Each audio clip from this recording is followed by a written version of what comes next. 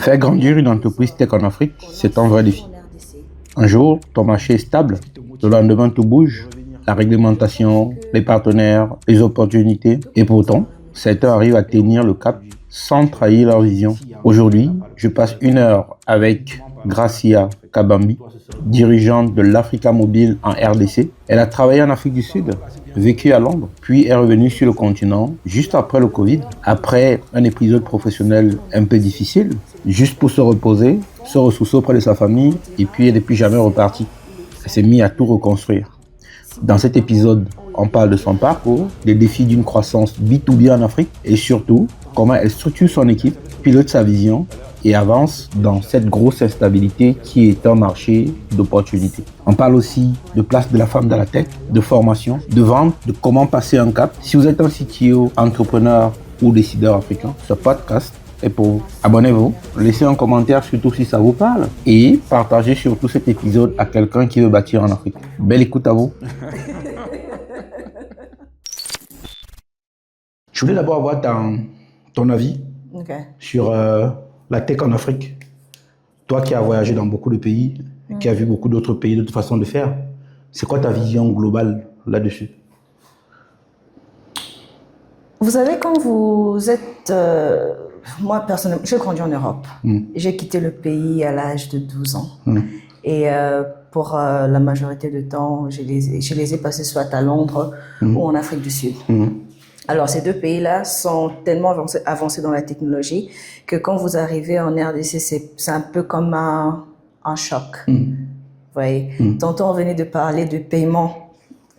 Quand je suis arrivée, c'était difficile de m'adapter au paiement avec le cash, par exemple. Mais tout n'est pas négatif, en fait. Non, bien sûr que tout n'est pas négatif. Quand vous regardez la vision, et ça, je parle maintenant de l'Afrique en termes de sa globalité, vous réalisez on réalise que l'Afrique en soi n'est pas forcément seulement un consommateur de produits digitaux ou de la technologie, mais d'une part, on en devient aussi créateur. Dans le sens où, quand vous regardez des solutions comme ce que fait les fintech, par exemple, les solutions de paiement, c'est vrai qu'on a encore beaucoup dans le cash, mais il y a des solutions de paiement, genre le M-Pesa, le Airtel Money, tout ce qui vient avec. Donc...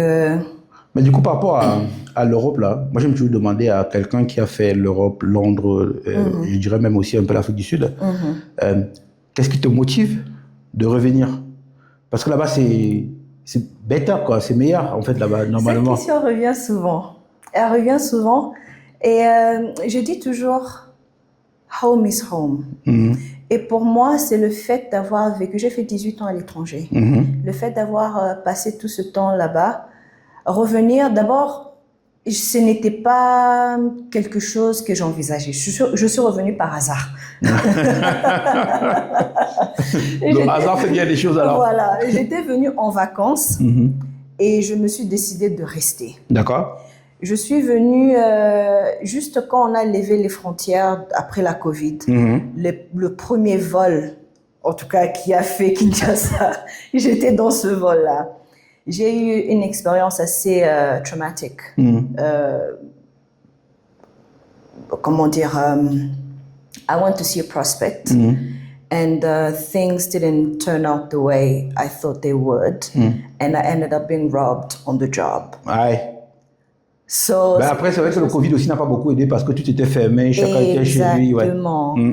And les choses, en fait, je me sens... Comme vous venez de dire, le Covid n'a pas aidé. Tu traverses une situation comme ça, tu dois rester seul à la maison. C'est ça. J'avais besoin du support familial. Donc, c'est comme ça que j'étais venue pour passer les vacances avec la famille. Mais du coup, je me suis dit, écoute, j'ai pas vraiment... Et puis Kinshasa, je pense que j'ai fait 2 ans à Kinshasa avant de quitter le pays. Parce que mon papa est magistrat. Et il était quand même... Il a fait pas mal de villes. Plusieurs villes, voilà. Et ce qui a fait que Kinshasa, je ne la connaissais pas. Et je voulais quand même découvrir un peu ce que le pays avait à offrir. C'est comme ça que, voilà, je suis restée. C'est vrai que le Covid, il y a ceux qui ont gagné pendant le Covid, tous ceux qui faisaient du business online, on va dire ça comme ça, ceux qui ont vendu des formations pendant le Covid, parce que les gens ont profité du Covid pour se former, mais tous ceux qui faisaient du business face-to-face, en gros, il fallait que je voie des gens pour vendre des produits Ouais. et ils ont souffert quand même. Oui. Ils ont souffert. Oui. Et puis c'est une sorte de... C'est là où je dis souvent, les gens qui sont en prison, moi je les respecte. C'est une sorte de prison un peu bizarre. Parce qu'en fait, ceux qui sont en prison, ils ne peuvent pas sortir. Oui. Mais même toi qui n'es pas en prison, on t'a dit de sortir en fait. C'est ça. C'est vrai qu'on pense que la liberté, c'est un truc, quoi. C'est essentiel en fait. Et c'est là où, quand je reviens en Afrique, chaque fois, je dis toujours, mais quand on arrive en Afrique, il y a une sorte de... Comment on dit ça? D'inconscience, de freedom, voilà. Yeah. De liberté à faire ce que tu veux, quoi. Il n'y a pas beaucoup de règles. Et c'est un des problèmes, mais c'est aussi un avantage quand même parce que même comme il y a des difficultés, les gens sont toujours heureux, voilà. Les gens sont toujours heureux, quoi. Les gens sont toujours happy, en fait, quoi, tu vois. Et je pense que c'est aussi parce qu'on n'est pas seul. Vous voyez, tu as ton voisin, tu as, je sais pas, le vieux du quartier qui raconte des histoires. Il a l'air assez crazy. Vous voyez, c'est ça, c'est qui garde un peu cette ambiance-là et qui détresse aussi. Ah non, c'est... Moi, quand je viens en Afrique, c'est la première chose qui me rend heureux, voilà. Les gens qui n'ont pas beaucoup, mais qui sont vivants, en fait, quoi, voilà. Exactement. Si tu as besoin de sel, par exemple, ici en Afrique, tu vas trouver ça en 3 secondes. Exactement. Mais en Europe, si tu n'as pas, tu dis, eh merde, c'est dimanche. Voilà. On a fermé partout. Voilà. Comment je vais faire pour ma cuisine que je devais faire, en fait, quoi. Et là, ça devient autre chose, en fait, quoi. Mais du coup, comme tu es revenu, là, du coup, tu reviens avec ton savoir-faire. Oui. Ce que tu as appris de l'autre côté, ou bien à l'étranger, comme on dit souvent. Tu penses que le marché, il est comment aujourd'hui, alors? Du moins, le marché de la tech surtout, en fait, comment il est aujourd'hui? Je pense qu'il y a à boire et à manger dans tout ça. Parce que, as much as on dit qu'il y a beaucoup d'opportunités, mais il y a aussi beaucoup de challenges. Parce que ce qu'il faut comprendre de cette région de l'Afrique surtout, c'est le fait qu'il y a beaucoup de gens qui n'ont toujours pas accès à la technologie. D'une part, c'est une opportunité pour emmener la technologie, mais il y a aussi beaucoup de challenges. Quand nous regardons l'infrastructure, par exemple, on n'a pas assez de routes, on n'a pas assez... l'électricité, par exemple, n'est pas couverte dans tout le pays. Ça. Donc, ce qui rend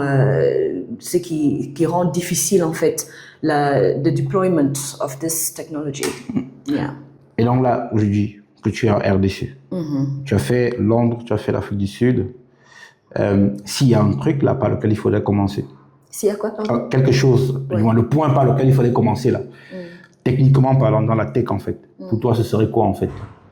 En termes de changement? En termes de changement et d'évolution, bien sûr. Parce que moi, comme tu as dit tout à l'heure, pour moi, c'est plus une histoire d'opportunité en fait. Il faut plus voir ce terrain vide là comme un terrain à combler en réalité. Et du coup, c'est quoi le truc qu'il faudrait commencer par combler? La formation. La formation? Oui. Tu penses qu'on n'est pas assez bien formé ici? Oui. Ah bon? Je pense que l'erreur, et ça je parle de mon opinion personnelle, l'erreur que font l'État, les compagnies et tout ce qui vient avec, parfois on invite des gens venir faire quelque chose, déployer ce qu'ils vont déployer, et puis le suivi est quand même assez challengeant, ce qui fait que ça crée un gap entre ce qu'il y a et ce qui pourrait être, vous voyez. Donc je pense que du côté, moi je dis toujours, le meilleur trésor qu'on a surtout en RDC, c'est le capital humain. Si on arrivait à développer les jeunes... Ah, mais ça c'est vrai, en RDC c'est vrai aussi en Afrique quand même, parce qu'on a une grosse population jeune. Exactement. On va dire ça comme ça, on a une grosse population jeune. Et même quand vous regardez le taux de pénétration du mobile en soi-même, c'est énorme. C'est énorme. Ouais. Bah, après, c'est la partie éducation est intéressante pour montrer aux gens ce qu'on va en faire vraiment. Exactement. En gros, dire aux gens que TikTok, c'est pas juste pour aller scroll sur les danseurs. Voilà. C'est un peu ça. Et même, en parlant même des réseaux sociaux, quand vous entrez sur YouTube aujourd'hui, en termes de contenu, de création de contenu, et ça, je parle pour la région de la RDC, pas pour les autres. Il n'y a pas grand-chose. C'est vrai qu'il y a des gens qui forment, qui font leurs tutos en ligne, surtout pour les Excel et tout ce qui vient avec, il y en a. Mais le taux de pénétration est très faible. Et même en termes de consommation, je pense que le taux est toujours assez faible. Et tout ça aussi revient non seulement à la formation, mais aussi changement de mentalité et exposure, comme on dit, exposer les jeunes aux outils qui peuvent les aider à s'améliorer. Pas seulement les bars et les restaurants. On doit aussi vivre, hein. Il n'y a pas que le travail dans la vie. C'est vrai, ça c'est vrai. Bon, je suis content que tu commences par la formation. Okay. Parce que moi, ce qui m'amène à RDC, c'est justement la formation. Ah, oui. Donc, moi, je suis ici pour former des gens dans ce que je sais faire. Et il y a un truc qui m'a marqué. Ils vont regarder, mais tant pis, mais je le dis quand même. Quand ils sont en formation, ils ont droit à ce qu'on appelle les per diem. C'est ici que j'ai appris le mot per diem, moi je ne connaissais pas. Quoi.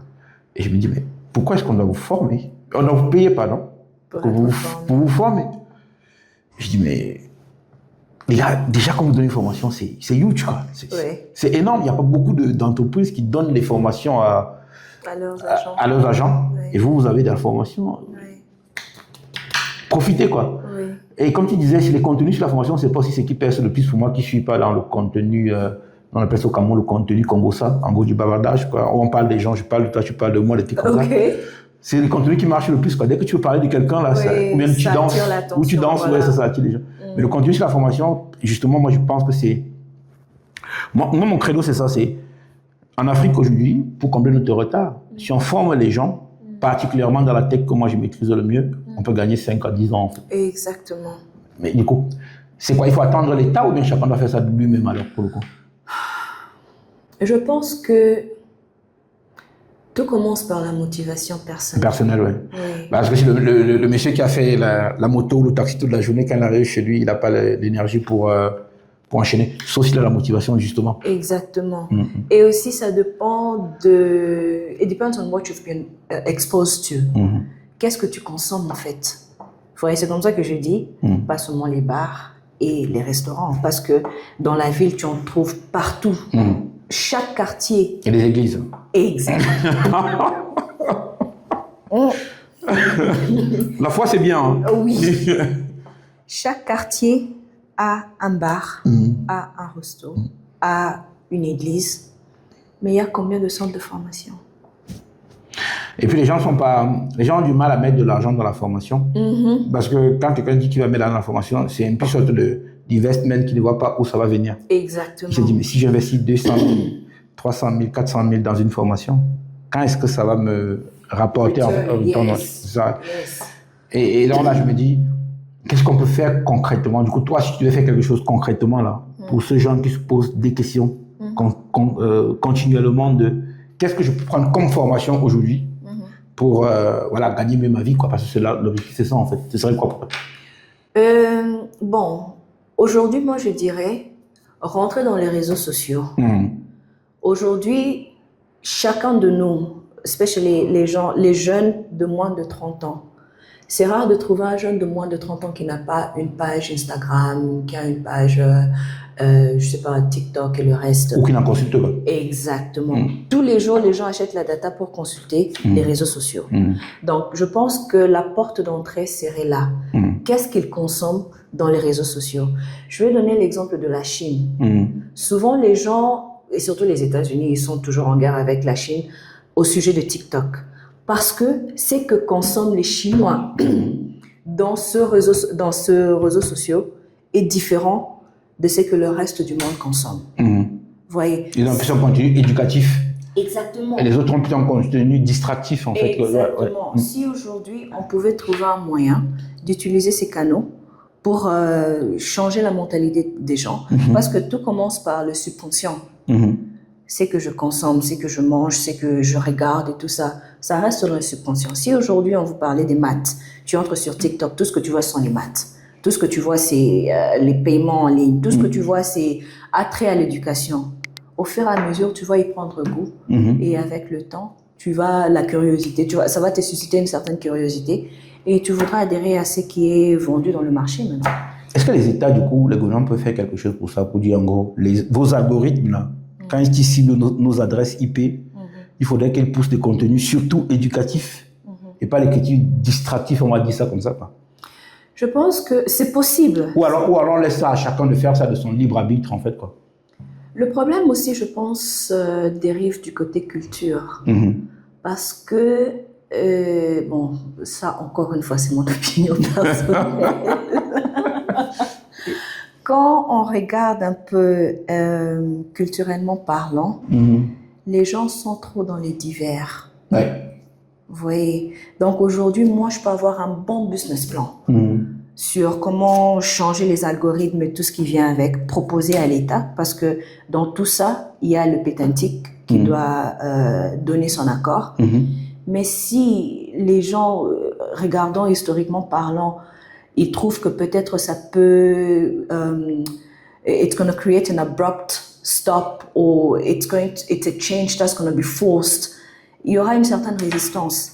Et je pense que tout commence par... Après, la conduite du changement, c'est jamais facile. Pardon? La conduite du changement, c'est jamais facile, en fait. Exactement, exactement. Et je pense que tout commence par une conversation entre deux personnes. Quand ils échangent, je te convainc que, écoute, je pense que ça peut y aller. Petit à petit, on convainc la deuxième, la troisième personne, la quatrième personne. Et c'est comme ça qu'on va arriver à notre objectif.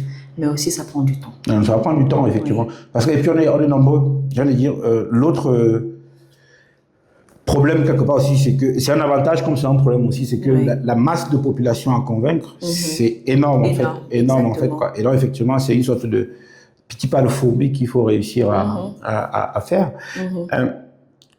Du coup, moi, je me suis demandé, mais pourquoi tu n'as pas ouvert une école ici, alors? Avec le temps. Avec le temps. Oui. D'ailleurs, c'est quelque chose que je tiens vraiment à cœur. La formation des jeunes, surtout dans le commercial. Ouais. Parce que on se vend tous les jours. Ah, ça c'est sûr. Hein. Ça c'est sûr. Même quand on veut convaincre son ami, c'est se vendre. Exactement. Ça, même involontairement, tout ce qu'on fait, on se vend. Dans les petits détails, on se vend tous les jours. Et c'est important de savoir comment se vendre, comment communiquer à l'autre, comment faire sortir ton idée sans pour autant offenser l'autre personne. Parce que tu peux dire quelque chose, pour toi c'est normal, c'est comme ça que je ne fais que répéter à mon avis, mon opinion personnelle. Et pour toi, tu peux te dire que non, écoute, ça devrait être ceci, mais l'autre ne perçoit pas de cette manière. D'accord. Oui.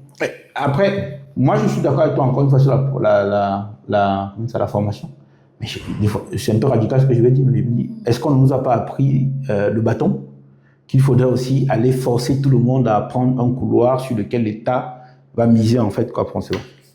Sur ce point-là, je vais te donner un exemple. Tous les jours quand je conduis pour venir au boulot, t'as vu le chaos qu'il y a sur la route là? Ben déjà, chez vous, c'est spécial parce qu'il y a les volants à gauche et les volants à droite en même temps. Exactement. Parce que partout dans les pays, c'est soit à gauche, soit à droite. Mais là, c'est à gauche et à droite en même temps. Ça veut dire moitié-moitié, quoi. Voire même plus à droite qu'à gauche, en fait. On m'a expliqué que c'est parce que ça venait beaucoup de la Chine, mais bon. Voilà. Et souvent, je me dis, mais il faut... Et la majorité des gens le disent toujours, quand Kabila le père était là, il frappait les gens, on avait changé de mentalité. Je donne l'exemple d'un enfant. Vous voyez, l'enfant grandira selon l'exemple que lui a donné ses parents. Si tes parents ont été durs avec toi, à la longue, tu deviendras quelqu'un dans la vie. Mais si tes parents ont créé un environnement où tu es cajolé à tout moment, tout ce que tu veux, on te donne, tu seras une personne très horrible pour la société. Oui. Et je pense qu'on doit avoir... Et avec les parents, il faut trouver une balance entre les deux. Tu ne peux pas taper ton enfant tous les jours. Non, pas du tout. Ça va susciter une certaine rébellion. Tu ne peux pas aussi le cajoler tous les jours. Il deviendra enfant gâté. Et je pense que c'est là où le gouvernement, et je parle du gouvernement parce que c'est notre parent, entre guillemets, il doit trouver le juste milieu pour essayer de redresser un peu tout ça. Donc c'est un peu ça. Après, moi, je dis que le gouvernement il va poser le cadre global. Maintenant, l'avenir ou bien l'évolution personnelle dépend aussi de ses efforts personnels. Quoi, à la limite. Comme on disait tout à l'heure, l'information, là, maintenant, même en se réveillant du lit. En gros, dès que tu te lèves de ton lit, tu prends ton téléphone, tu vas sur TikTok, tu as l'information. Tu vas sur YouTube, tu prends l'information. Et de ma casquette comment on dit ça, je dis de vendeur de formation ou bien de formateur, moi j'ai fait 2 bootcamps en fait, un pour les entry level, des gens qui commencent dans l'informatique, et un pour des advanced level, c'est-à-dire des gens qui ont l'informatique. Quand quelqu'un achète mon bootcamp, je lui dis, mais à la limite, normalement tu ne devrais même pas acheter mon bootcamp parce que il y a tout sur Internet en fait. Si tu vas t'asseoir et que tu cherches vraiment les bonnes informations, normalement tu as tout. La data que tu achètes là, tu la consommes. Moi, ce que je vais te vendre surtout, c'est de l'accompagnement. Okay. Quand tu auras des questions, tu auras des éléments comme ça te permettre en gros de progresser par toi-même. Et donc moi, mon credo, je dis quand je parle à quelqu'un, je dis, il y a tout sur Internet, quoi. Ouais. Tu te lèves là, tu te formes par toi-même. Il faut juste que tu trouves un coach. Par exemple, dans le commerce, comme je disais tout à l'heure, tu trouves quelqu'un que tu fais du commercial. Oui. Tu prends les premières bases par toi-même, en fait, quoi. Et puis tu vas toquer à la porte de 2 ou 3 personnes sur LinkedIn, par exemple, pour dire, moi j'ai commencé, j'ai vu que vous faites déjà. Est-ce que vous pourriez me donner 1 heure de votre temps ou 2 heures? Exactement. Tu vas trouver quelqu'un qui va venir t'accompagner et qui va peut être ton coach, quoi. Tant que tu sais lui dire merci à la fin et que ça se passe bien, il n'y a pas d'abus derrière, tu auras ta bonne personne, quoi. Du coup, maintenant que tu es formé là, j'ai compris que tu es revenu au Congo et toi tu bosses chez l'Africa Mobile. Oui. Donc c'est le mobile pour l'Afrique ou c'est quoi? Qu'est-ce que vous faites du coup chez l'Africa Mobile? Ok. Chez l'Africa Mobile, on est agrégateur du service de télécommunication. Alors, notre plateforme, c'est du all-in-one. Ouais.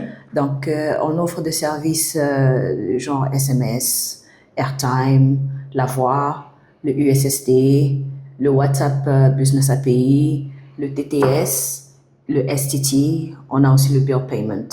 Donc, c'est vraiment une plateforme qui regroupe...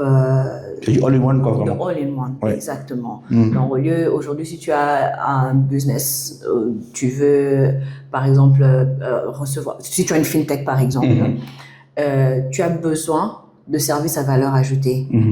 Les notifications, les confirmations, donc il y a du SMS. Dans votre application, vous pouvez aussi vendre du crédit. Pour inclure tout le monde, il y a du USSD qui permet aux gens d'accéder à vos produits sans forcément être connectés sur le réseau Internet. Parce que le vrai problème ici, c'est la connexion Internet, la bonne tout le temps. Exactement. Ouais. Et aussi, pour ceux qui ont de petites ou même grandes entreprises, il y a le WhatsApp pour vous aider à canaliser un peu votre call center ou même le flux de messages que vous recevez. Et aujourd'hui, le WhatsApp est là indispensable. Ah ouais. Donc, si vous avez marketing à faire avec des images, vous pouvez le faire avec le WhatsApp aujourd'hui. Et au-delà de ça, il y a aussi la voix. Je ne sais pas si vous vous rappelez, durant la Covid, bon, moi, je n'étais pas ici, mais je pense qu'il y a eu un système où on appelait les gens pour les dire comment se tenir, distanciation et tout ça. Voilà. On peut vous aider à faire ces types de messages ou même peu importe quelle information vous voulez passer à la population. On peut le faire par la voix. Et il y a aussi un outil qu'on offre que je trouve qui est assez intéressant, le TTS. Le TTS, c'est une application qui est conçue à base de l'intelligence artificielle, qui vous permet d'écrire un texte en français et en anglais, et elle est traduite en langue locale. Oui. Actuellement, on a le Lingala et le Swahili dans l'application. L'idée, en fait, c'est d'avoir toutes les langues africaines. C'est un Google Translate, en fait, mais pour les langues africaines. Voilà. Et la particularité avec cette application, c'est le fait que vous avez un espace où vous pouvez visualiser le texte. Parce que la langue, elle est dynamique. Aujourd'hui, moi, je peux créer un texto en français et en anglais. Elle traduit en Lingala. Et peut-être la traduction n'est pas 100% ce que je veux passer comme message. J'ai l'opportunité de rectifier le texte. Et j'ai l'opportunité de l'écouter avant de l'envoyer en audio.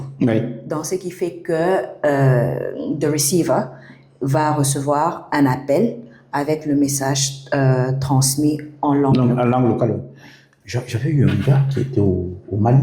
Au Mali, il m'avait contacté pour développer exactement le même concept, en fait, quoi, ça marche, ça perce vraiment ce concept-là. Ça marche, c'est intéressant. On est en négociation avec quelques institutions. Il y a 2 ONG avec qui on est en train d'échanger. Il y a aussi une banque avec qui on est en train d'échanger parce qu'ils veulent expandre leurs activités à l'Est. Ils sont intéressés par le Swahili. Et vous connaissez, à l'Est, il y a eu la guerre et tout ce qui vient avec. Alors, l'un des ONG avec qui on est en train de discuter veut atteindre un peu la population. Bon, ils ont un message particulier qu'ils veulent passer là-bas. Donc, on est en négociation avec eux pour cet outil. Ah mais, parce que moi, je dis toujours, ça serait une sorte de... C'est une grosse richesse quand même de pouvoir capitaliser sur ce qu'on a en local, en fait. Exactement. Quoi. Parce que très souvent, quand on va contacter les gens avec un produit qu'on commercialise, souvent on vous dit c'est des choses des blancs, ça. Non, ça dépend. En fait, moi, ce que je dis toujours, et ça, je le dis toujours à mes équipes, il faut prendre le temps de faire de recherches sur le prospect. C'est important d'avoir ne fût-ce qu'une petite idée sur on what you're going to embark on. Because ça serait difficile que tu arrives quelque part, tu ne laisses pas le temps au prospect de s'exprimer et tu lui bombardes avec toutes ces informations. Mais c'est ce qu'on dit souvent, on dit souvent aux commerciaux, le meilleur comme ça, c'est celui qui écoute d'abord. Exactement. Pour bien vendre, tu écoutes d'abord la personne pour comprendre ce qu'elle veut. Elle veut. Mais moi, je me demande, là, je prends mon cours de commerce. Si je veux rendez-vous avec quelqu'un, moi, je pose la question. Si je veux rendez-vous avec quelqu'un, c'est parce que je veux lui vendre quelque chose. Je vais pas venir. Pas forcément. Moi, je viens te voir. Je dis, Cassia, moi, je veux te rencontrer parce que j'ai un produit que je développe. Je voulais voir si ça peut t'intéresser. Et cette approche, elle est mauvaise. Ah, c'est bien. Ça commence bien. What is the right one? Quelle est la bonne approche? Ok. Personnellement, avant d'approcher quelqu'un, je prends le temps de lire sur la personne. Il n'y a pas beaucoup de gens qui ont des pages sur Internet tout le temps. Par exemple, les directeurs de banque, moi j'ai remarqué ça en Afrique par exemple, c'est nous les jeunes Africains là qui parlons beaucoup d'Internet tout le temps, mais je sais pas moi, le ministre de je sais pas trop quoi là sur TikTok, tu vas jamais le voir quoi. Et tu sais maintenant l'approche que tu prends, parce qu'il y a toujours une petite information sur la personne. Même le 2-3 sujets que tu peux avoir sur la personne est capital. Tu arrives, bonjour monsieur Achille, vous allez bien? Ok, j'ai appris que vous étiez dans le commerce. Vous faites quoi exactement? Bon, j'ai pas vraiment eu assez d'informations sur vous parce que vous êtes quand même quelqu'un de discret. Et bon, par curiosité, j'aimerais savoir un peu sur vous. C'est comme ça que vous commencez la conversation. J'ai envie de vous dire, je vous reprends comme un bon Africain. Pourquoi tu veux savoir? Pourquoi vous voulez savoir? Parce que votre background, selon ce que j'ai vu, m'a quand même intéressé. Je vois que vous habitez en France. Vous faites un podcast, vous êtes IT, vous êtes formateur. C'est quand même un peu des endroits, des secteurs assez qui n'ont pas vraiment un comment dire, it doesn't have a common ground. So that's what stands out. And I just wanted to know if you have a few minutes to exchange. Donc l'idée c'est de venir d'abord de prendre un renseignement quoi, banal, on va dire ça comme ça. Oui. Un renseignement banal pour... avoir une idée, ne fût-ce que le nom de la personne. Nom de la personne, ouais. Et puis on est en Afrique. Il y a toujours quelqu'un qui connaît quelqu'un qui connaît quelqu'un. Il y a toujours quelqu'un qui faut remonter la chaîne.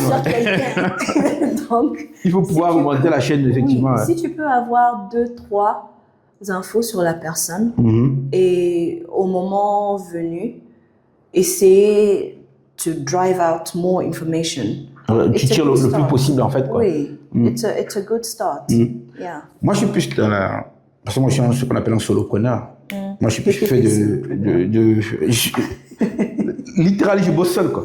Okay. J'ai quelques personnes qui m'aident, mais comment on dit ça, le produit, ou bien la personne qui apporte le business, c'est moi en fait. Quoi. Donc j'ai pas un produit comme ça que je commercialise. Donc je fais plus ce qu'on appelle de l'outbound marketing. Je crée du contenu pour faire du noise partout, pour que tout le monde sache que je suis là.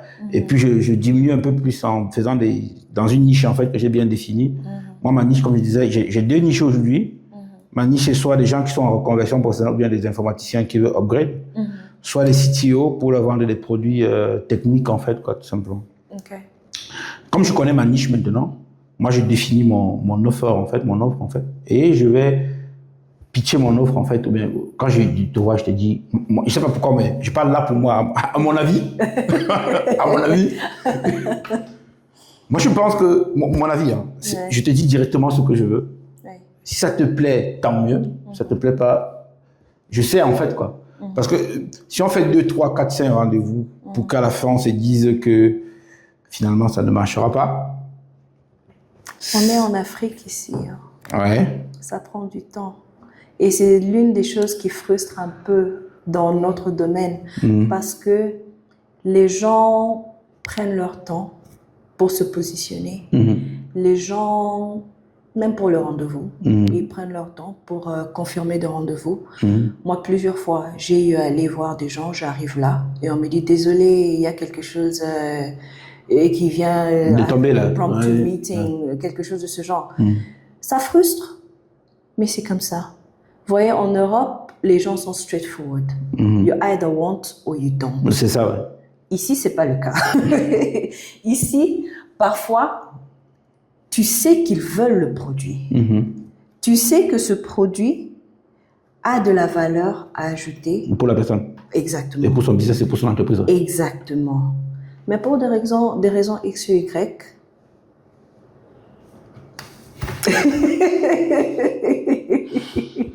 mais du coup, je me demande encore une fois, mais pourquoi tu es revenu alors? Il y a du potentiel. Ouais. Il y a... Parce que là, le temps que tu vas mettre pour... allez, disons que dans un contexte favorable, que j'appelle un contexte européen qui est plutôt favorable, j'appelle ça favorable parce que tout est structuré, voilà. Ouais. Si tu fais 2 heures d'effort, tu sais mesurer en 2 heures d'effort, j'aurai 3 leads. Et ici, si tu fais 2 heures d'effort, tu ne sais pas dire combien de leads tu auras. Exactement. Tu sais, j'ai commencé ma carrière professionnelle en Afrique du Sud. Alors, là-bas, tu fais juste partie de la ligne. Ça veut dire, ouais, tu fais ton travail, tu fais ton job en fait. Ici, par contre, tu exerces un changement. Vous voyez? Et c'est différent. Pour moi, ça, c'est... Tu sens que tu as quand même de l'impact. Oui, ça prend du temps. Oui, ça énerve. Pas qu'un peu. Ça énerve alors. Mais à la fin, moi j'ai des clients aujourd'hui qui m'avaient pris en backup. Oui. Parce que j'ai forcé la porte. Ils m'ont pris en backup, mais le produit a parlé pour soi. Oui. Et aujourd'hui, je suis main. Vous voyez? Et quand le client t'appelle pour te dire, bah, je pense que je vais vous mettre en priorité maintenant. D'ailleurs, je vais rajouter le volume. Ouais. Là, tu sens que tu as réussi quelque chose. Ouais. Voilà. Là, tu sens que tu as fait quelque chose qui a marqué la personne, en fait, et qui est positif pour la personne. Et c'est cette satisfaction-là que j'aime. Parce que it's a bit of a high. C'est le moment waouh, en fait. C'est le moment ouf où tu sens que tu as travaillé et ça vaut la peine de te lever le matin. Ouais. Exactement. Vous voyez, et tu sens l'impact que tu as ramené. Tu sais voir return. You can clearly see the return, not only on your hard work, but on the product. Moi, je suis un jeune. Je me suis formé. J'ai mon idée de produit. Mon idée de start-up, comme on dit chez nous, là. Quels sont les steps que je prendrais, moi, pour lancer et faire grandir mon projet? Il faut être agressif dans le marché. D'accord. Surtout le marché africain. Parce que, vous savez, quand je suis arrivée, quand j'ai commencé à travailler ici, je trouvais cet endroit vraiment assez bizarre, to say the least. Parce que tu te dis, beaucoup de gens, par exemple, ne savent pas ce qu'ils veulent. Et maintenant, l'avantage que toi tu as, c'est la maîtrise de ton produit. Ce qui veut dire aujourd'hui, tu peux avoir, pas seulement les argumentaires de vente, mais la facilité de... Pas convaincre, c'est quoi le mot que je cherche? Convey, je ne sais pas comment on dit, transmettre un peu. Le savoir de ton produit et comment ça va bénéficier à la personne. Moi, j'ai été dans des endroits, j'ai échangé avec des gens avec qui tu expliques tu expliques ton produit. Parce que souvent, quand j'échange avec des gens, je préfère avoir une conversation. Je n'aime pas venir te dire, bon, je vois que ça va faire ça, et je ne connais pas ce que tu veux exactement. Et au fil des échanges, c'est là que tu réalises que lui-même ne connaît pas aussi ce qu'il veut. Parce que ce qu'il a, normalement, ça marche déjà. Exactement. Souvent, il est plutôt satisfait de son truc qui n'est pas bien, mais qui est bien. Voilà. Comme j'ai souvent un ami qui dit, je suis ordonné dans mon désordre. Thank you.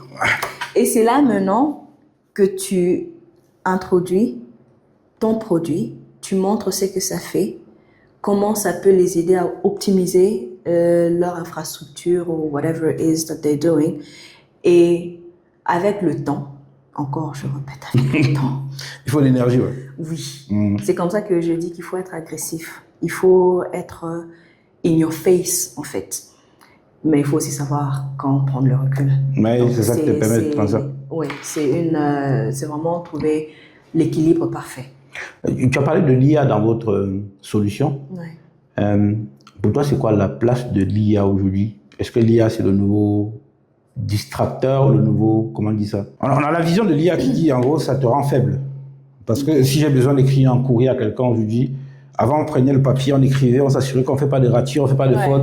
Tu recommences, il y a une rature ou s'il y a une faute. Je me souviens quand j'étais encore à l'école primaire et que j'écrivais un courrier, que j'avais une faute dessus, mon père me disait, allez, c'est pas si tu recommences, tu réécris. Après, on est passé à l'ère de Word où on saisit tout, machin. Maintenant, tout à dire, 3 idées, 4 idées, et tu donnes ça à l'IA et puis c'est fini. Ouais. Toi, tu vois ça comment, toi? It's a double-edged sword. D'une part, elle optimise l'effectif et ça t'aide à gagner en temps, ça t'oriente. Mais d'une autre part aussi, si tu ne sais pas te contrôler, trouver la bonne balance, ça te rend paresseux. Je pense que c'est comme on dit, hein, tu as le pouvoir, mais qu'est-ce que tu en fais? Tu l'utilises pour le bien ou pour le mal? Vous voyez? Ça fait ce qu'on disait sur les réseaux sociaux tout à l'heure, ça dépend de ce que tu viens chercher sur chaque réseau social où tu vas. Exactement. Et je pense que, for the most part, c'est quelque chose de bien parce que aujourd'hui, disons, il y a dans certains pays évolués où tu vas à l'hôpital, par exemple, on te met juste une machine et on est capable de détecter là où tu as mal ou c'est quoi le problème et on te soigne rapidement. C'est quoi ton pain, ouais? Pardon? C'est quoi la douleur que tu as? Exactement, exactement. Donc, tu sauvegardes en 3, 4, 5 jours de douleur et tout ce qui vient avec. En quelques minutes, tu as tes résultats et en quelques jours, c'est bon, you're good to go. Oui. Mais d'une autre part aussi, cette facilité-là peut aussi être une arme contre aussi la valeur de l'être humain. C'est ça, ouais. Vous voyez, aujourd'hui, les docteurs vont, medical students, ils passent 7 ans, 8 ans. Des études pour être médecin. Des études pour être médecin. Vous voyez, perfectionner l'art de la médecine et tout ce qui vient avec. Et vous avez une machine qui le fait en 10 minutes. Donc, il faut juste savoir trouver... le bon équilibre. Oui, c'est ça. Et la bonne chose. Hein, exactement. Du coup, vous, chez l'Africa Mobile, là, du coup, c'est quoi votre stratégie en termes d'IA, en fait, quoi? Est-ce que vous avez une vision dessus? Est-ce que vous allez capitaliser dessus pour ajouter plus de langues, par exemple? Parce que comme on a l'IA, ça va nous permettre, avec un vocabulaire positionné, de se lancer dessus. Ou bien vous allez vous dire, on va faire confiance aux sachants. On va aller sur le terrain, discuter avec des grandes mamans qui connaissent bien comment ça marche, et puis on va venir travailler dessus. Vous savez, d'abord, l'Africa Mobile, elle est focalisée en tout ce qui concerne la communication et la communication externe. Créer des liens entre le client avec son consommateur, créer des liens entre partenaires, la transparence, la visibilité, l'échange, c'est qu'on favorise. Mais il ne faut pas oublier le côté humain. Parce que la technologie IA soi-même ne va pas exister sans l'être humain. L'être humain, oui. Donc, avec l'Africa Mobile, on a toujours, et même quand on développait le TTS, on avait besoin de voix, des êtres humains pour vocaliser le texte. Des lignes, comment on appelle, the main lines in terms of translation that's been used have been translated by people. Donc, l'apport humain. C'est très important. C'est la base. Ouais. Exactement. C'est la base. Ouais. C'est le socle de tout. Ouais. Exactement. Et je dis toujours, ouais, on regarde dans les films, il y aura la révolution des robots et tout ce qui vient avec. Ouais, c'est bien bon. Mais je pense que ça serait difficile. Qu'il n'y ait plus d'humains derrière. Oui. Sinon, après, derrière, il n'y a même pas les humains qui pourront se payer ces robots-là aussi. Faire ça, c'est bien, mais il faudrait qu'il y ait le marché derrière de personnes qui vont pouvoir consommer, en fait, quoi. Yeah. Franchement, merci beaucoup pour le temps que tu m'accordes, là. Merci. Du coup, on n'a pas parlé de ton parcours. Comment tu es arrivé jusque-là, quoi, on va dire ça comme ça. C'est quoi ton parcours? Ok. Comme je l'ai dit tantôt, je suis née ici, je suis congolaise. J'ai quitté le pays, je pense que j'avais 11-12 ans. J'ai commencé au Zimbabwe, où j'ai commencé mes études secondaires et j'ai terminé in the UK. Je voulais devenir avocate. En tout cas, dès l'âge de 7 ans, I had it in my head que je voulais devenir avocate. Bon, la vie a fait ce qu'elle a fait. Je me suis retrouvée dans l'informatique. J'ai commencé ma carrière en Afrique du Sud étant que développeur. J'ai fait le développement. D'abord, je commençais avec le web et puis je suis passée à app development et puis je switchais pour aller vers solution architecture, business intelligence et tout ce qui vient avec. Et je me suis décidée de quitter la tech. Pourquoi? Le challenge. Ça change trop. Non, le challenge d'abord. Oui. Le IT est male dominant. Ouais, c'est sûr que c'est principalement masculin, ouais, principalement des hommes qui y a dans l'IT. Là, par exemple, j'ai passé 10 jours avec 15 personnes. Heureusement, il y avait une fille. Ah. Elle est arrivée en retard. Je ne dis pas que les femmes sont en retard, hein, mais... Non, c'est tout ce que tu as retenu. Ça m'a marqué. Pourquoi ça m'a marqué? Parce que on a commencé un lundi matin. Oui. On avait un lundi matin. Et quand on avait un lundi matin, en fait, c'était 3 directions que je formais. Okay. Et les 3 autres directions, les 3 directions étaient là. Mais quand il y a une direction qui arrive, on m'a dit, il nous manque encore 2 personnes qui vont arriver, mais ils vont arriver l'après-midi, en fait. Et du coup, les 2 autres personnes, c'était un homme et une fille. Et donc, avant qu'elle n'arrive, il y avait un débat dans la salle. Mais pourquoi il n'y a jamais des filles dans les formations? On va encore être entre nous les hommes, en fait. Exactement. Donc, d'abord, avant qu'elle n'arrive, il y avait le débat de pourquoi il n'y avait pas de filles d'abord. Et après, elle est arrivée, mais elle est en retard. Je ne dis pas que c'est une femme qui est arrivée en retard. Hein. Je dis que heureusement d'abord, j'ai dit heureusement une femme d'abord. Madame, si tu nous suis, il ne faut pas faire ça. Et voilà. Je le dis en plus, très honnêtement, c'était l'une des meilleures. Non, il faut aussi le reconnaître quand même. Ça, il faut le reconnaître. Parmi tous ceux que j'ai eus là, c'était l'une des meilleures en fait, quoi. Avec celle avec qui j'avais le moins d'interaction, j'ai pas besoin de venir accompagner en fait, quoi. Non, mais très honnêtement, moi j'étais. Au moins, tu nous as sauvés. J'étais bluffé par son niveau. Moi, je le dis, j'étais bluffé par son niveau en fait, quoi. Non, honnêtement, ouais. Donc, voilà, non seulement le fait, pour te rejoindre d'ailleurs, quand j'ai commencé à faire, je suis rentrée à l'université pour faire l'informatique. Dans la première année, il y avait 4 femmes et une quarantaine d'hommes. On a fini à 2 femmes. Vous avez réussi à tenir? Oui, jusqu'à la fin.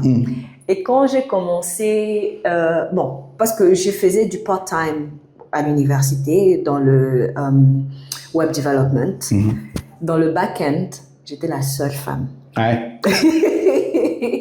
Et tu verras quand tu viens. Mais c'est vrai que c'est des gros stéréotypes quand même, parce que comme une femme vient dedans, on dit que comme une femme aime ce qui est beau, en fait, on l'envoie sur le front-end pour faire les couleurs, les CSS et tout ça. Ouais. Exactement. Et quand tu viens au bureau, c'est tout le monde qui te regarde, mais toi, tu fais quoi ici? Tu devais être à la réception. Et moi, je suis de nature assez coquette. J'essaie, voilà. Et on me regardait parce que the typical IT person doesn't care about how he looks. Tu prends ton t-shirt, tu te mets et tu sors. J'ai une parenthèse parce que les 3 directions que je formais là, c'était des fonctionnaires. Et moi, le premier jour, moi, je suis informaticien, quoi. Je sais mettre un costume, mais j'avais mon t-shirt sur moi et mon jean. Je suis look propre, quoi. Je suis pas, je veux pas au tribunal, quoi. Je veux pas voir Exactement. L'informaticien, c'est, il y en a qui portent le noir tous les jours. Voilà. Comme ça, il n'a pas à s'embêter voilà. du jour au lendemain. C'est ça. Et vous avez quelqu'un qui vient avec costume, une chemise rose ou une robe fleurie. Tout le monde me regardait like, really? Heureusement pour moi, j'étais bonne. Ah, c'est ça. Généralement, quand tu te démarques, c'est quand on sait que même malgré tout ce qu'on va voir là. Exactement. Malgré que tu es une femme, tu es surtout bonne en fait, quoi. Donc quand tu as discuté, oui, c'est ça. Ça, c'est que j'étais dans mon bootcamp de 10 jours là avec, honnêtement, rien à dire. Quand elle arrivait en retard, moi ça me dérangeait pas. Je savais qu'elle allait nous rattraper ça rapidement, vite fait, parti, quoi. Ah non, non.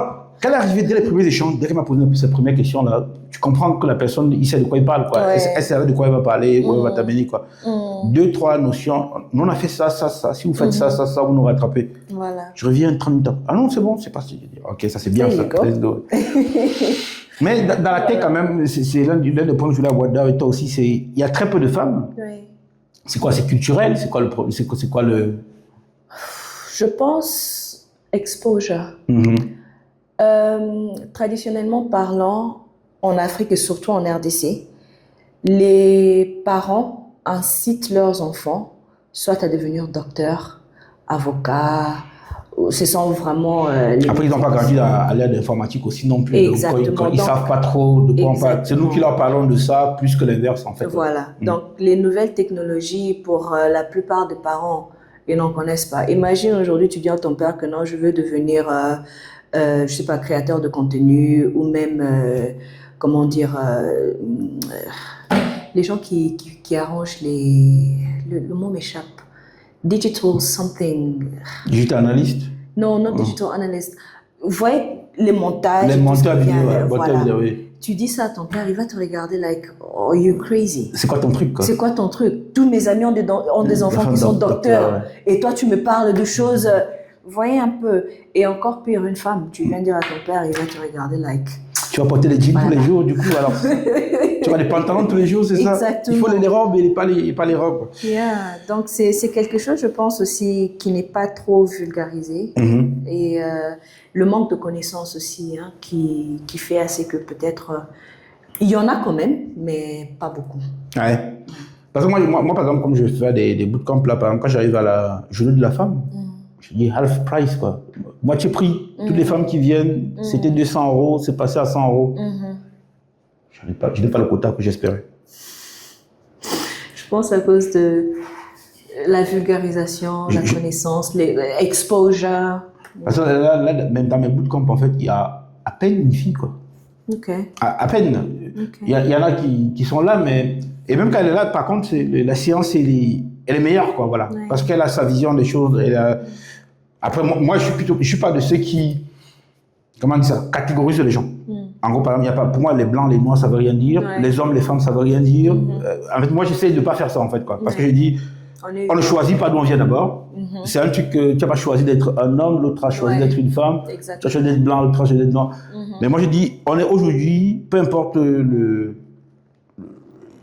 ou la femme qu'on est, on est exposé tous aux mêmes informations. Exactement. Au même niveau de compétence, quelque part aussi, quoi. Donc, j'ai du mal à comprendre, moi, aujourd'hui, pourquoi il y a peu de femmes dans ce secteur qui est pourtant plus ouvert. Je pense... Qui est surtout... La maman qui va au marché vendre des tomates, elle galère plus que la fille qui fait la création de contenu dans sa chambre. Ouais. Le lifestyle de la fille qui fait la création de contenu dans sa chambre est meilleur. Mais sauf qu'on va dire, malheureusement, la fille qui... Il y a une fille sur LinkedIn qui fait du contenu sur des maths. Et après, chaque semaine, elle fait un post qui on demande, est-ce que tu es marié?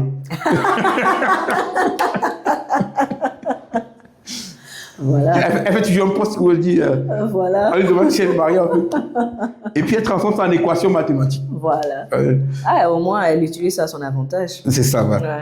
Non, mais je pense que les gens voient un peu le IT un peu comme construction, qui sont un peu male dominant. So, yeah. Mais pour moi, c'était pas l'une des raisons pour lesquelles j'ai quitté en fait. Je voulais juste un break.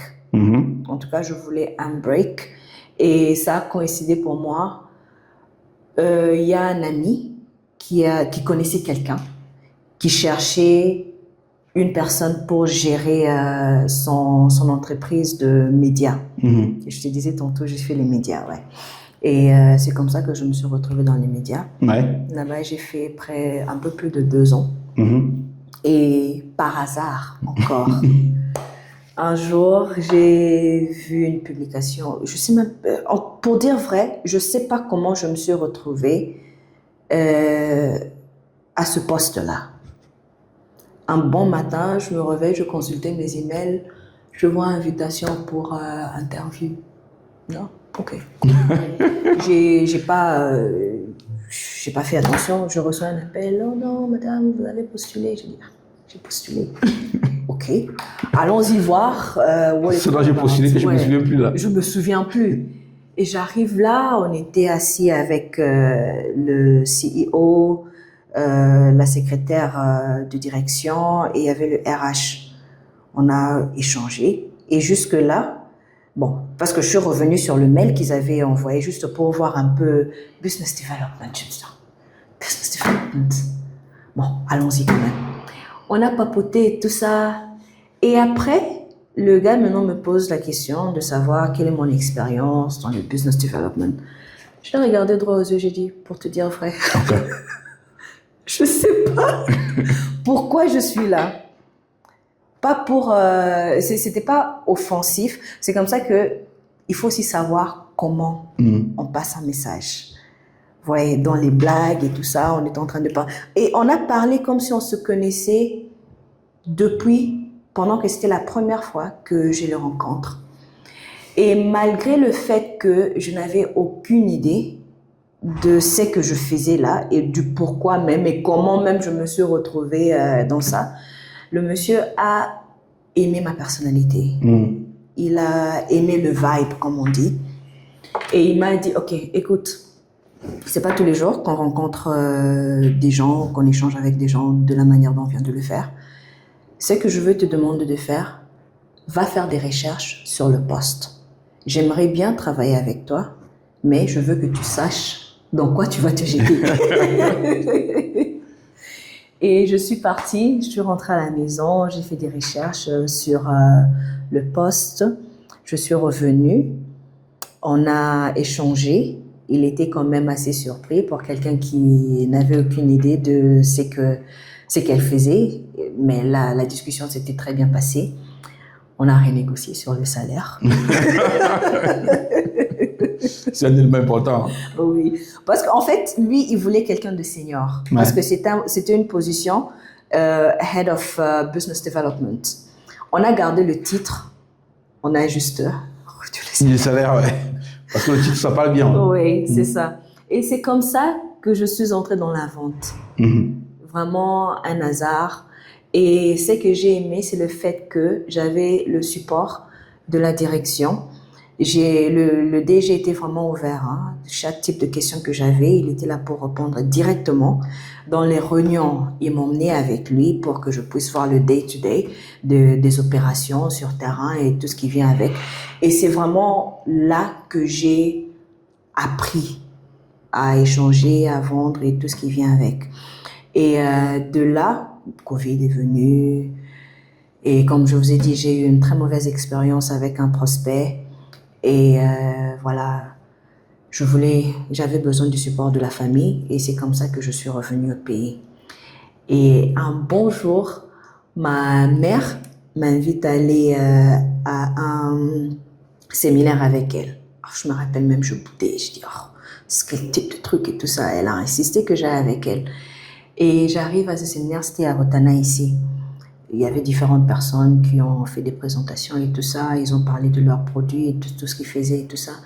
Il y avait une dame, Gisèle, et elle m'avait vraiment marqué ce jour-là. En fait, la chose qui m'a attirée chez Gisèle, c'est le fait qu'elle avait un accent anglophone. Ouais. Et après sa prestation, je suis allée la voir, on a commencé à échanger et tout ça. Et en passant, je lui ai un peu raconté mon parcours et je me suis décidée de rester au pays. Je cherche quoi faire. Et c'est elle qui m'a référée à Blue Chip. Ah, d'accord, ouais. D'accord. Et c'est là que j'ai commencé ma carrière en RDC. Ah, ouais.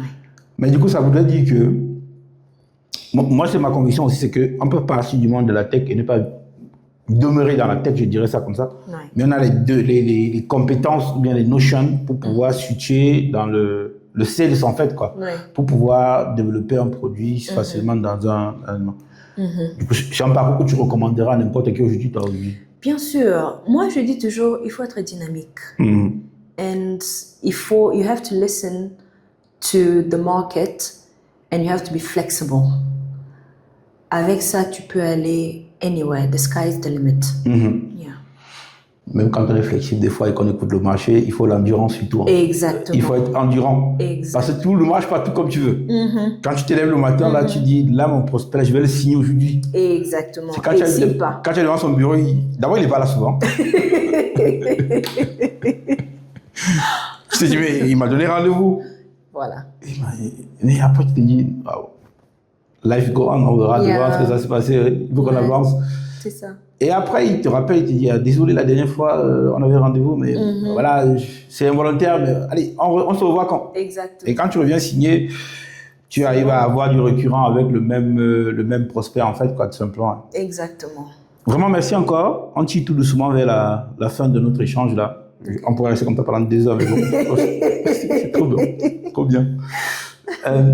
Toi qui connais un peu les two sides, les deux côtés, on dira ça comme ça, les conseils que tu donneras à la jeunesse, en fait. Parce qu'aujourd'hui, on est encore malheureusement, ce qui me fait mal aussi, c'est on a une grosse jeunesse qui veut partir. Ouais. L'herbe sera verte ailleurs. Ouais. On dira ça comme ça. Ouais. C'est quoi ton conseil aujourd'hui, en fait, à cette vision des choses, on dira? Moi, je dis toujours, et ça, je dis ça même à mes jeunes frères, à mes cousins et à toutes les personnes qui m'entourent. Life is what you make it, wherever you are. Parce qu'aujourd'hui, tu peux penser que non, je dois aller au Canada, ça serait mieux. Tu arrives là-bas, si tu n'es pas tenace, ça serait la case départ. Mais par contre, j'ai remarqué quand même que ceux qui partent d'ici, qui étaient quelque part lazy, quand ils arrivent là-bas, les gars, ils sont capables de bosser sous la neige, quoi. Oui. C'est comme si c'est là-bas qu'il s'est rendu compte qu'en fait, il faudrait que je me réveille. Oui. Wake up, c'est maintenant, quoi. Là, j'ai plus de choix, en fait, quoi. Mais je pense qu'il y a beaucoup de facteurs. Il y a beaucoup de facteurs. D'abord, et ça, je vais parler encore une fois de mon expérience personnelle. Il y a aussi cet ego du fait que tu as quitté l'Afrique, tu es parti ailleurs, tu veux prouver que c'était pas un hasard. Voilà, que non seulement ça, que la vie est meilleure ici. Vous voyez. Et je pense que c'est aussi un souci qu'on a avec nos communautés. On n'est pas honnête avec les autres qui sont restés derrière. Et même quand on est honnête avec eux, ils pensent, voilà. Ils ne croient pas. Alors, si c'est si dur que ça, reviens. Si c'est si mauvais que ça, reviens. Mais c'est que je dis toujours, partout où tu es, moi, je ne pensais pas que j'allais vivre au Congo. C'était la dernière top 10. Ça ne faisait même pas partie de top 20. Et ça, je parle de top 10. Vous voyez, c'est avec a lot of hard work, a lot of perseverance, flexibility, qu'aujourd'hui je me retrouve là où je suis. Alors, si tu ne sais pas t'adapter au contexte où tu es, c'est toujours très compliqué. Ouais. C'est compliqué, mais ce que je vais ajouter dans ça, c'est qu'il faut avoir un bon support. Moi, Dieu m'a fait grâce, j'ai support top. Ah, ça c'est bien ça. Mes parents, mes frères, mes sœurs, je suis l'aîné chez nous. Et j'ai toujours eu le support dont j'ai besoin. Et Dieu m'a fait grâce d'avoir les deux parents. Ce qui veut dire aujourd'hui, si j'ai un souci, je sais, avec maman, peut-être on va pas voir les choses de la même manière, je vais chez papa. Vous voyez un peu. Donc c'est vraiment quelque chose qui est vraiment aussi important que quoi que ce soit. Après, le prénom que tu as te prédestiné déjà à avoir une bonne grâce, donc on ne peut pas faire... Les parents avaient choisi depuis le début. Hein. Dès le début, les parents avaient choisi le prénom, ils ont dit, bon, c'est parti, et puis... c'est parti, là, il n'y a pas de raison que ça se passe pas bien. Ah ouais. Hein? Non, mais j'ai vraiment été fortunate, comme on le dit. Hein. Même dans chaque aspect de mon parcours, et même là où tu penses que tu as échoué, là où tu penses que tu as... J'ai pas envie d'utiliser le mot dont j'ai envie d'utiliser, mais là où tu as vraiment fouté, où tu penses que non, peut-être ici, ma carrière ou bien ma vie personnelle ou quoi que ce soit, tu as toujours quelqu'un. Oui, il sera dur avec toi parce que, écoute, tu pouvais faire mieux, mais il est fait avec amour et il sait t'orienter. Donc pour moi, en tout cas, de ce côté-là, Dieu m'a vraiment fait grâce. Non, mais c'est bien, parce que très souvent, l'écosystème ou bien l'environnement dans lequel on vit est primordial, voilà, est très important pour avoir une sorte de bon oreiller sur lequel, quand on vient se coucher le soir, si l'oreiller n'est pas bon, là, il faut qu'on ait le bon matelas pour pouvoir avancer. Donc, merci encore. Moi, j'ai dit merci même 50 fois. J'ai remarqué. je dis merci même 50 fois. Si je devais inviter quelqu'un dans mon podcast, là, ce serait qui pour toi? Pour poursuivre notre discussion. J'ai dit que j'ai posé des questions. Ma mère. Ah ben, si c'est dit comme ça, il n'y a pas de problème. Moi, ici, il me manque rapidement. Vous savez, beaucoup de gens me posent cette question. Ah, c'est qui ton modèle? Qui t'a impacté? Qui t'a... Moi, en tout cas, ma mère a été un pilier pour moi. Même la vente, en fait. Je pense, au début, on a parlé du subconscient. Subconsciously, I learned it from my mom. Parce que, j'ai dit tantôt, mon père est magistrat, mais il y a eu un moment où il était révoqué. Pas de contexte disciplinaire, on est en Afrique. Donc, quelqu'un peut se réveiller un bon matin et se décide de faire ça. C'est le vrai problème en Afrique, que ton boulot est précaire. Voilà. Du jour au lendemain, on peut te dire ne reviens plus demain. Exactement. Alors, ma mère really stepped up. Et je pense que c'était la première fois que j'ai vu quelqu'un faire de la vente. Et quand je dis la vente, c'est pas qu'elle a étalé quelque chose et puis les gens viennent. Non. Ma mère, j'appelle sa voiture magasin ambulant. Elle va carrément dans les entreprises. Elle toque. Bonjour. Ah, aujourd'hui, j'ai ceci. Ça, c'est ma mère. Et quand elle est là, elle cherche à voir les personnes clés. Les personnes clés, oui. Exactement. Et subconsciously, je tire ça d'elle, en fait. Vous voyez, quand je vois comment elle fait les choses. Elle n'a pas baissé les bras. Elle n'a pas baissé les bras. Et pour moi, aujourd'hui, je me retrouve dans la vente. Moi qui voulais devenir avocate, je me retrouve dans la vente. D'une part, ça a été, subconsciously, ça a été redirigé, peut-être par ce que j'ai vu. Et aussi, c'est à quoi j'ai été exposée. Aujourd'hui, les gens me disent toujours « Oh, tu as la facilité de parler aux gens. C'est comme ça. » J'ai eu à voir ça. J'étais à bonne école et volontairement. Exactement. Donc, pour moi, tu peux tirer beaucoup de leçons de ma mère. Ah, ça, c'est gentil. Maman, la prochaine fois. Maman, la prochaine fois, c'est vous. On va pas se voir au niveau. Non, mais, honnêtement, les mamans, c'est quelque chose de spécial, en fait. Ouais. Je ne sais pas pourquoi, mais c'est toujours de spécial, en fait. Du coup, moi qui suis papa, aujourd'hui, des fois, j'ai honte, quoi. Je me dis, mais donc c'est comme ça que mes enfants me verront demain, ils vont dire, mais maman. Moi, j'ai rien foutu, les gars. J'ai dit que j'étais là quand même. Non, c'est pas seulement ça. Hey, mon père, il a aussi vraiment été là. Les encouragements, vous savez, quand vous vous retrouvez dans in a dark hole and you don't know how to pull yourself up, you need someone to give you a hand. Et that's my dad. Et qui va être là pour te supporter, te relever, te dire voilà, on va faire comme ça. Mon pilier, voilà, c'est mon père. Alors ça, c'est franchement... moi, je parlais de mère là parce que moi, par exemple, j'ai tiré beaucoup de choses de ma mère, mais à cause de la persévérance dont on a parlé tout à l'heure. Il y a un truc là que j'ai eu chez ma mère, c'est jamais baisser les bras. Exactement. Ça n'a pas marché, c'est pas grave. Je vais y retourner demain. Exactement. Ça n'a pas marché demain, je vais y retourner après-demain. Après-demain, ça va marcher. Je suis là, vous allez voir. Ça va finir par marcher. Et même si ça ne marche pas, je change. Mais je ne laisse pas tomber non plus pour autant. Voilà. J'essaye autre chose, je travaille autre chose encore. Voilà. Merci pour le moment que tu nous as donné là. Très riche. Et rendez-vous est pris avec maman. Okay.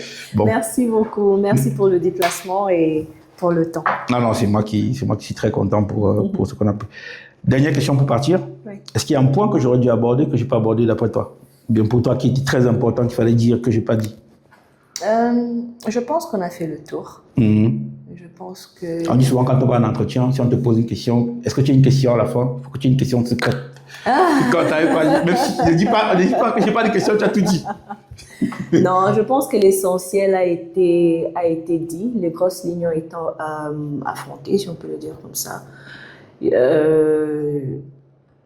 Pour nous, les Africains, quand on commence à parler, ça termine.